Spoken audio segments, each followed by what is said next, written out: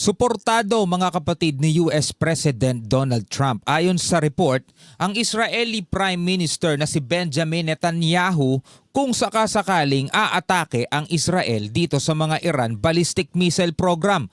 Pag-usapan natin to mga tol, samahan ninyo ako. I'm just a young nigga chillin' on it. First time I seen ice was a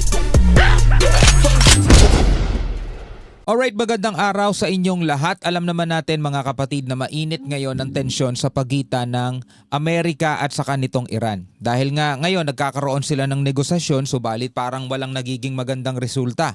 At ang Amerika ngayon, ayon nga sa mga report, is naghahanda na sa posibleng digmaan laban dito sa Iran. Ganon din ang Iran mga kapatid, nagbibigay din sila ng mga babala laban dito sa Amerika. So ang Amerika ngayon ay kumikilos na habang nagsasagawa ngayon o habang nagkakaroon ng pag-uusap, negosasyon, ay kumikilos sila at nagpapadala na nga sila ng malaking puwersa, no, malapit dito sa Iran. At dito sa isang report, no, sabi rito, ito basahin natin, no, US-Iran tension, Trump signals support for possible Israeli strikes if Iran talks collapse. Kung sakasakaling walang mangyari doon sa pag-uusap mga kapatid, ay susuportahan o suportado ng Amerika ang posibleng pag-atake nitong Israel dito sa Iran. Pag-usapan natin to mga kapatid, samahan ninyo ako bago natin to simulan. Huwag niyong kalimutan mag-subscribe.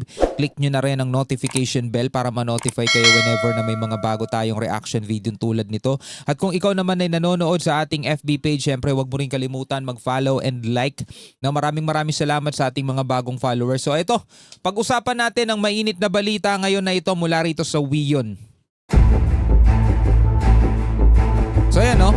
Trump backs Israeli strikes on Iran amid nuclear negotiation. So sa gitna ngayon ng negosasyon sa pagitan ng Amerika at ng Iran na mukhang wala rin naman nangyayari, suportado mga tol o susuportahan ni Trump etong posibleng pag-atake naman ng Israel dito sa Iran. Alam niyo naman, nanggigigil ng Israel dito si Netanyahu.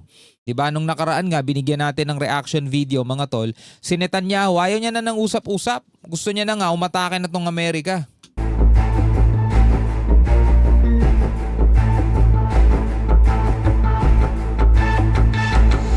Netanyahu meets Trump at Mar-a-Lago discussing Iran ballistic missiles.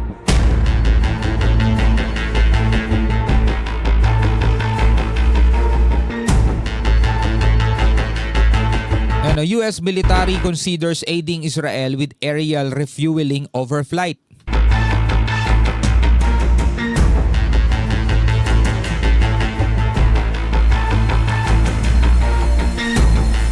Jordan, Saudi Arabia, UAE refuse airspace for potential Iran strikes.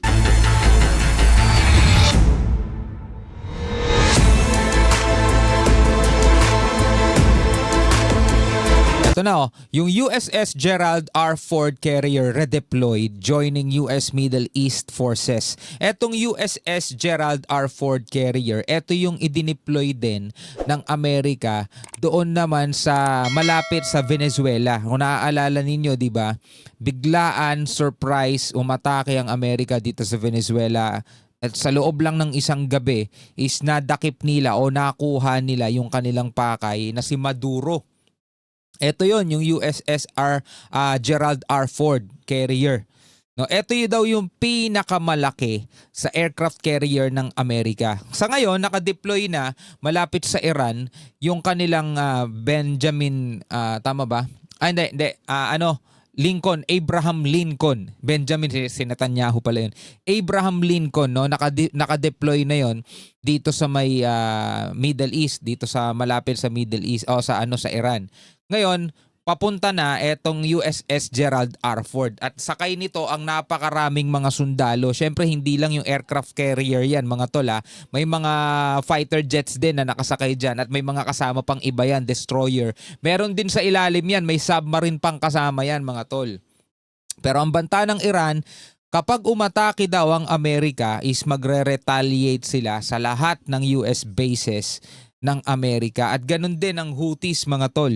No, nagbanta na rin na ang tatargetin naman nila is yung mga barko daw ng Amerika dito sa Red Sea.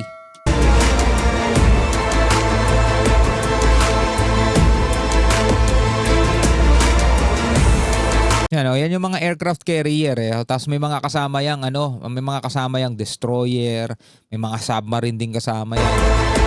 Talks continue in Geneva aiming to prevent war with Iran. Sana may mangyari doon sa kanilang pag-uusap.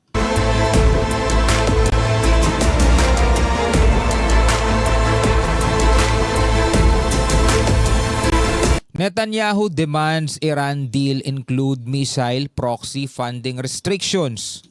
Yung saan yun siguro yun? Doon sa Hamas, sa Hezbollah, sa Houthis. Ano pa ba yung ibang mga sinusuportahan nila?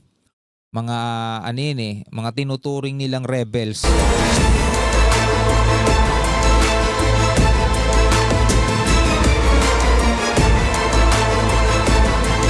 Iranian officials show conditional willingness to curb uranium enrichment.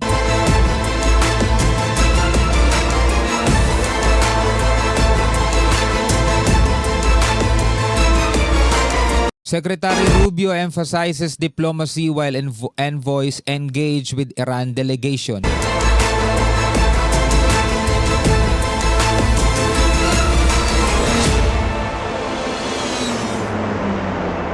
Trump frames carrier deployment as leverage during nuclear negotiations with Iran. Kumbaga, pinoposisyon na sila ng Amerika at kapag talagang walang nangyari doon sa kanilang negosasyon, anumang utos o kung bigla-bigla ang mag-uutos si Trump, nandoon na, nakaposisyon na. But then again, alam naman natin mga kapatid na hindi basta-basta itong Iran. Sa totoo lang mga tola, don't get me wrong, wala akong pinapanigan sa kahit na sino man sa kanila. Amerika man yan o Iran, wala tayong pinapanigan sa kanila. Gusto lang natin maging fair at magbigay ng reaksyon dito sa mga kaganapan na to. Kasi anong purpose para meron tayong kampihan sa kanila, di ba? Lahat naman tayo maaapektuhan ng kanilang magiging gera. Tayo ba magbe-benefit nun kapag nanalo ang Iran o mananalo ang Amerika? Di ba during their engagement ng kanilang gera lahat tayo magdurusa dahil sa magiging epekto niyan sa ekonomiya. So wala tayong sinusuportahan sa kanila. In fact, mga kapatid, ang lagi nga nating hinihiling, sana is hindi mangyari o hindi matuloy itong kanilang gera o hindi na umabot pa sa ganun at makuha na lang yan sa mabuting usapan. Diba? Sabi nga dun sa isang napanood ko sa sobrang tagal ng tumutuklas ng ating mga scientist ng planetang may buhay, hanggang ngayon is bigo sila. Ibig sabihin, ganun ka-rare ang buhay mga tol, ganun ka-rare. Kung napaka-importante ang diamond, mga minerals, mga gold, 'di ba? O kung ano man yung pinaka-rare na bato, stones dito sa buong mundo, wala pa ring mas rare sa buhay. Kasi dito pa lang sa ating dito pa lang sa ating galaxy o dito sa solar system natin, ang dami nating planeta rito, walang matuklasang may buhay diyan. Tapos sa galaxy natin magpahanggang ngayon, wala silang natutuklasan na ibang planetang may buhay. So wala na nag-iisa lang tong mundo natin Kung sasayangin natin to dahil sa pag-aaway-away nitong mga to, anong mangyayari sa atin? Well, bagamat yan ay nakasulat talaga sa banal na kasulatan dahil palatandaan daw yan na papalapit na ang araw na pagparito ng ating Panginoong Hesukristo, di ba? Di natin alam kung kasama ang ikatlong laban ng pandaigdigan kasi nangyari na yung una at nangyari na yung pangalawa. Pero binamadali ba nila yung end of the world? Diba? Nagmamadali ba tong mga to?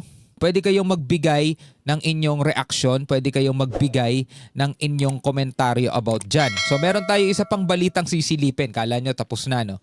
Bagong kritisismo ng China kay Prime Minister Sanai Takaichi, sinagot ng Japan. Panoorin natin to mula rito sa UNTV News and Rescue. Sinagot ng Japan ang naging pahayag ni Chinese top diplomat Wang Ti sa Munich Security Conference noong nakarang weekend. Sa naturang forum, sinabi ng opisyal ng China na direktang hamon sa soberenya ng China ang naging pahayag noon ni Japanese Prime Minister Sanai Takaichi na pagtulong sa Taiwan kung gagamitin ito ng puwersang militar ng China. Nagsalita nga ng ganun dati si Sanai Takeichi, kaya nga uminit ang dugo ng China rito sa Japan eh. 'Di ba? Ang dami nilang ginawa doon, pinagbawalan nila yung kanilang mga mamamayan na bumiyahe sa Japan.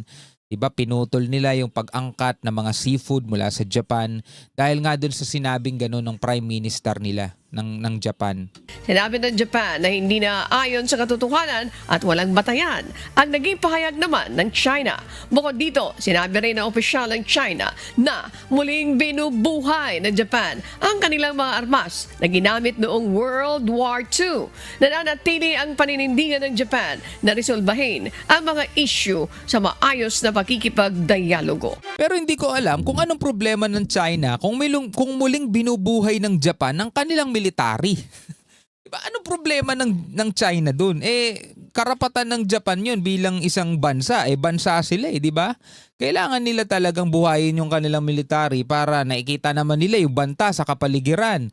Yung banta sa mga bansang nakapalibot sa kanila na pwede magsimula ng gera. Anong gagawin nila? Nanonood lang? Siyempre dapat naghahanda sila para kaya nilang depensahan yung sarili nila, which is meron naman talaga silang capability about dyan. Diba? Sa loob nga lang ng mahabang panahon, hindi naging aktibo yung kanilang militar at ngayon nga na binubuhay nila ay nagrereklamo naman ng China. Diba? Hindi ko rin maintindihan yan eh. Anyway, bilang mga Pilipino, ano ang inyong masasabi dito sa mga balitang ating napanood? Pwede kayong magbigay ng inyong komentaryo at reaksyon sa comment section sa ibaba. Maraming salamat sa inyong panonood. Hanggang sa muli, ako nga pala si Shobal D. Peace out.